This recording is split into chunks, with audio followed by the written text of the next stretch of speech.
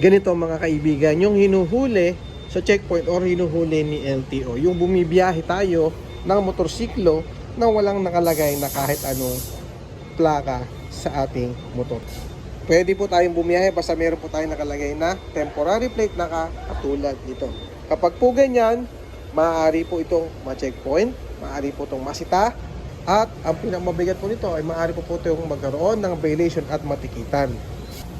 Itong ganito mga kaibigan is maaari din po itong ma-checkpoint, matikitan, or pwede rin po itong magkaroon ng violation. Kasi nga po, meron ka nga nakalagay na temporary plate, kaya lang wala naman nakasulat. So, possible na magkaroon din po yan ng violation.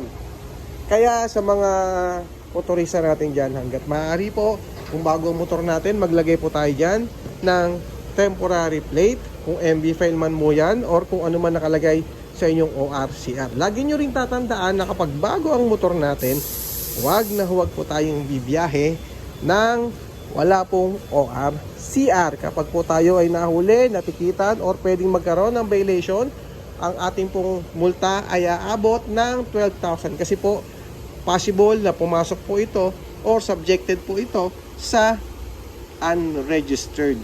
Kaya para sa mga motorista, sa mga bagong kukuha ng motor, at sa mga may motor na, hanggat maaari po, gumamit po tayo ng plaka, temporary plate, sa ating motor para hindi po tayo mahuli, hindi tayo maabala, at syempre sa bandang huli, hindi tayo magkaroon ng penalty. At alam naman natin, pagkaroon tayo ng penalty, hindi po tayo makakakuha ng 10 years validity ng ating driver's license. Okay? So, lilinawin lang natin, at para sa kalaman ng lahat, bawal pong bumiyahe ang walang plaka. Especially sa mga motor na katulad nito na bago. Thank you!